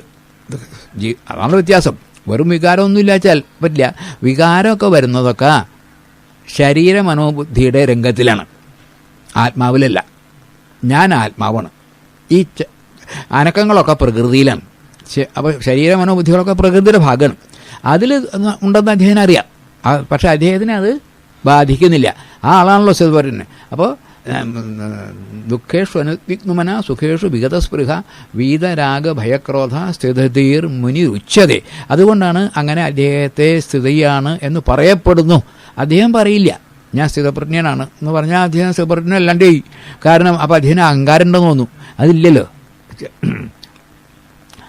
ഇനി ഒന്നുകൂടി പറയണം, ഇത്ര തന്നെ വയ്യ എന്നാൽ ഒന്നുകൂടി പറയാൻ പറയും. സർവത്രാനഭിസ്നേഹ തത്തൽപ്രാപ്യ ശുഭാശുഭം നാഭിനന്ദതി നദ്വേഷ്ടി തസ്യ പ്രജ്ഞ പ്രതിഷ്ഠിത. യാതൊരുത്തൻ സർവത്രാൻ അഭിസ്നേഹ തത്തൽപ്രാപ്യ ശുഭാശുഭം. സാധനം ശുഭം അശുഭം, നല്ലത് ചീത്ത, മാനം അവമാനം, സുഖം ദുഃഖം, അതിങ്ങനെ ഈ സ്ഥിതപ്രജ്ഞനും വരും. അല്ലാണ്ട് വയ്യല്ലോ, ജീവിതത്തിലല്ല. എന്തെല്ലാം സർവാൻ അഭിസ്നേഹ തത്തൽപ്രാപ്യ ശുഭാശുഭം നാഭിനന്ദതി ദ്വേഷ്ടി. വല്ലാണ്ട് അഭിനന്ദിക്കണമില്ല, വല്ലാണ്ട് ദ്വേഷമില്ല. കുറച്ചൊക്കെ ഒന്ന് അഭിനന്ദിക്കും, അങ്ങനെയാവാം. ഇപ്പോൾ സ്ഥിതധിയാണല്ലോ, സ്ഥിതപ്രജ്ഞനല്ലോ, ബുദ്ധി ആളല്ലേ, അവ കണ്ടാവും ചിരിക്കുകയൊക്കെ ചെയ്യും. അല്ലാതെ ഞാൻ മരക്കട്ട വലിയൊരു മനുഷ്യൻ അതൊന്നുമില്ല. പക്ഷെ അദ്ദേഹത്തിന് അതൊന്നും ഒരു വിലയില്ല. കാരണം അതൊന്നും അദ്ദേഹത്തിൻ്റെ മനസ്സിലേക്കും ബുദ്ധിയിലേക്കും കിടക്കണില്ല. വെറും ശാരീരികമായിട്ടൊന്നും ചിരിക്കുക പുഞ്ചിരിക്കുക അങ്ങനെയൊക്കെ ഉണ്ടല്ലോ, അത്യാവശ്യം മനസ്സ് വരെ വരും, ബുദ്ധിക്ക് എന്തായാലും കിടക്കില്ല അല്ലേ. നാ അഭിനന്ദതി നാ ദ്വേഷ്ടി അല്ലേ, നാ അഭിനന്ദതി നാ ദ്വേഷവും ഇല്ല. അങ്ങനെ ഉള്ള ആളാണെങ്കിൽ ആദ്യത്തെ ആളെക്കാളും കുറച്ചുകൂടി എളുപ്പമുണ്ട്, മറ്റേത് വിഷമമുണ്ട്. തസ്യ പ്രജ്ഞാ പ്രതിഷ്ഠിത, അയാൾക്കും ഇത് സാധിക്കും. അപ്പം ഇനി ഒരു സംശയം അർജുനനുണ്ടെങ്കിൽ, ഭഗവാൻ ഇതൊക്കെ കേട്ടാൽ ശരിയാ തോന്നുന്നുണ്ട്, നടക്കുമോ അതൊക്കെ എന്നൊരു സംശയം ഉണ്ട്. ഒരു പ്രയാസമില്ല. ഒരു മൃഗത്തിന് പറ്റുന്നത് ആണ് ഈ സംഗതിയൊക്കെ പറയുന്നത്, അത് നിങ്ങൾക്ക് പറ്റില്ല പറഞ്ഞാൽ പിന്നെ എന്താ പറയുക എന്ന് പറയാൻ വേണ്ടിയിട്ട് ഭഗവാൻ ഒരു തമാശ പറഞ്ഞ പോലെ, ഒരു മൃഗത്തിന് മനുഷ്യന് വേണ്ട സാധിക്കുന്നത് നിങ്ങൾക്ക് പറ്റില്ല പറഞ്ഞാലോ വയ്യാശല ആണ്. യഥാ സംഹരതേ ചായ കൂർമ്മോങ്കാനി ഇവ സംവശ എന്തിയാണ് ഇന്ദ്രിയ സത്യപ്രജ്ഞ പ്രതിഷ്ഠിത. നിങ്ങൾ ആമയെ കണ്ടിട്ടില്ല വെച്ചു, അതിന് 4 കാലും ഒരു തലയും. അപ്പം നമ്മൾ 5 ഇന്ദ്രിയങ്ങളെ എന്നെ കണക്കാണ്. അത് ഇങ്ങനെ പോകുന്ന സമയത്ത് എവിടെയെങ്കിലും ഒരു ഭയത്തിൻ്റെ വിഷമത്തിൻ്റെതോ കഴിഞ്ഞിട്ടുണ്ടെങ്കിൽ ഉടനെ ആ 5 ഉള്ളിലേക്ക് വരിക്കും, എന്നിട്ട് അവിടെ ഇരിക്കും. എന്നിട്ട് ആ വിഷമങ്ങളൊക്കെ തീർന്നു തോന്നിയാൽ 5 പുറത്തേക്ക് വിടും. എവിടെയൊക്കെ അതിനെ സമാധാനപരമായിട്ട് പുറത്തേക്ക് ഇടാവോ അപ്പൊക്കെ പുറത്തേക്ക് വിടും. എപ്പൊക്കെ അപകടം വരുമോ അപ്പൊക്കെ ഉള്ളിലേക്ക് വെക്കും. ഇത് ആർക്ക് പറ്റുന്നു? ഒരാമയ്ക്ക് പറ്റുന്നു, മനുഷ്യനല്ല. അപ്പോൾ അതേപോലെ ഇപ്പം നിങ്ങളുടെ കയ്യിൽ 5 ഇന്ദ്രിയാണുള്ളത്, അങ്ങനെയല്ലേ? ശബ്ദസ്പർശ രൂപരസഗന്ധങ്ങളും കാത്, ത്വക്ക്, കണ്ണ്, നാക്ക്, മൂക്ക്, അങ്ങനെ 5 ഇതന്നെ നിങ്ങൾ വിട്ടുള്ളൂ. അത് പുറത്തേക്ക് വിട്ടുള്ളൂ. എങ്ങനെ? അപകടമില്ലാത്ത ദിക്കിലേക്കൊക്കെ ഇഷ്ടം പോലെ പുറത്തേക്ക് വിടുക. അപകടം വരുന്ന സ്ഥലമാണെങ്കിൽ അപ്പം അതിനെ ഉള്ളിലേക്ക് വലിക്കുക. ഇപ്പോൾ ഭക്ഷണമാണ്, അതിലെന്തെങ്കിലും വിഷാംശം ഉണ്ടെന്ന് പറഞ്ഞാൽ നാവിന് ഉള്ളിലേക്ക് വരും, പിന്നെ എടുക്കരുത്, അങ്ങനെയല്ലേ? അതുമാതിരി മറ്റൊരാളെ പറ്റി ശകാരം പറയണം, അല്ലെങ്കിൽ വേണ്ടാത്ത പറയാണ്, അപ്പം ചെറുത് കേൾക്കരുത്, ഇങ്ങോട്ട് എടുക്കാൻ നമുക്ക്. അതുമാതിരി കാണാൻ ഇപ്പോൾ സ്ത്രീകൾ കുളിക്കുകയാണ്, പുരുഷന്മാരെ പോകുമ്പോൾ ആ വക്കത്തേക്ക് അങ്ങോട്ട് നോക്കേണ്ടതില്ല, പറ്റില്ലേ? അതുമാതിരി മണം എല്ലാം നമുക്ക് വേണം വെച്ചാൽ ഒരു പ്രയാസമില്ല, സാധിക്കുന്നതാണ്. അങ്ങനെ തന്നെ ചെയ്താൽ, ഏത് ഒരാമയ്ക്ക് ചെയ്യുന്ന പോലെ നമുക്ക് സാധിച്ചാൽ, അങ്ങനെയാണെങ്കിലോ ഇന്ദ്രിയാണി ഇന്ദ്രിയാഭ്യ, ഇന്ദ്രിയങ്ങളെ കണ്ണ് കണ്ടു എന്നല്ലാണ്ട് നല്ലത് കണ്ടു ചീത്ത കണ്ടു, സുഖമായി ദുഃഖമായി, ഇതൊന്നും കണ്ണിനില്ല. ഇന്ദ്രിയാണ് അതുമാതിരി കേട്ടു. ഇയാൾ പൊട്ടനൊന്നുമല്ല, കേൾക്കുന്നത് നല്ല ഈശ്വരൻ്റെ പേരാണ്. അത് മാത്രമല്ല ഞാൻ പറയുന്നത് തെറിവാക്കാ പറയുന്നത്, ഇയാൾക്ക് ഭാഷ നിശ്ചയുണ്ട്, അത് തെറിവാക്കാണെന്ന് മനസ്സിലായി, മറ്റേത് ഈശ്വരൻ്റെ കഥയാണ് പറഞ്ഞ് മനസ്സിലായി. രണ്ടിനോടും ഇയാൾക്ക് കുഴപ്പമില്ല. അങ്ങനെ ഇന്ദ്രിയാണി ഇന്ദ്രിയ, അയാൾക്ക് തസ്യ പ്രജ്ഞ പ്രതിഷ്ഠിത, അയാളുടെയും പ്രജ്ഞ പ്രതിഷ്ഠിത, കാരണം ഉറച്ചതാണ്. ആരാ സ്ഥിതപ്രജ്ഞ പറയുന്നത്. അങ്ങനെ ആദ്യം ഈ 4 ശ്ലോകത്തിൽ കിം പ്രഭാഷേത എന്നുള്ളതിന് ഓർത്തനം പറഞ്ഞു. ഇനി 2 വാക്ക് വരാണ്. കിം ആസീത വൃജേതക്കും, അദ്ദേഹം എങ്ങനെയാണ് അവിടെ എത്തിയത്, അത് ഇനി 10 ശ്ലോകങ്ങൾ കൊണ്ട് പറയാം.